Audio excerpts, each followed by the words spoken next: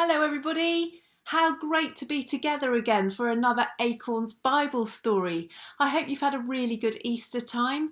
Do you remember before Easter we started with our Acorns Bible story right at the very beginning, and we talked about the perfect world that God had made, and we talked about our favourite animals, and we even had a go at making some of them.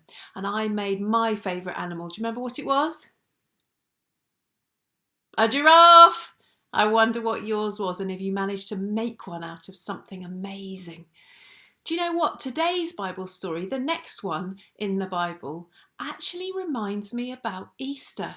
We've just had Easter, haven't we? And hopefully you join me for the story of what Jesus did to take away all the bad stuff in our world. Well, actually, today's story takes us back to the very beginning of when bad things came into our world. It's a bit of a sad story, really, and it's got one of the animals in it. I wonder which one. Let's have a look. It's got a snake in it. Ooh! It's not a real snake, don't worry, but it has got a snake in it. Shall I leave that on me for you to look at? Are you ready? If you've got the Bible at home, the Acorns Bible that we give you, it's on page 18 and it's called The Sneaky Snake. Here we go. Hope you can see those pictures. Many trees grew in the Garden of Eden. God told Adam and Eve, "You may eat the fruit from any tree except for one.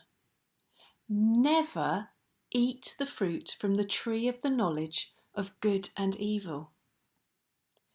Now there was a sneaky snake in the garden. One day the snake saw Eve near the special tree. It hissed, "Did God really tell you not to eat the fruit from this tree?" The snake wanted Eve to disobey God. It said, "You should try some of this tasty fruit. If you eat it, you will be like God. You will be able to tell the difference between good and evil." The fruit looked really tasty. Eve remembered what God had said, but she ate the fruit anyway. Then Eve gave some to Adam. He took a bite too. As the sun was going down, Adam and Eve heard God walking through the garden. He was looking for them. Adam and Eve hid among the trees. They were afraid. "What have you done?" God asked. "Did you eat the fruit from the forbidden tree?" Adam said, "Yes, but Eve gave it to me." Eve said, "Yes, but the snake tricked me." God told the snake, "Because of what you did, you will always crawl on your belly." Then he told Adam and Eve, "Because you disobeyed me, you can no longer live in the garden." Adam and Eve left the garden. God placed angels and a flaming sword to guard the entrance. Adam and Eve would not be allowed in the garden anymore.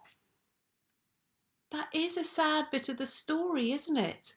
It's a sad bit because it reminds us that as people we choose to do what God doesn't want us to do.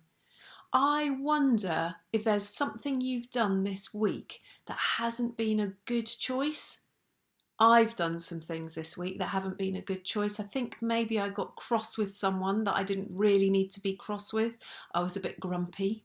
I wonder if you've done anything. Do you know what? That story about Adam and Eve, it could be me. I choose to do things that I know God doesn't want me to do sometimes, and I need to say sorry. But remember the Easter story.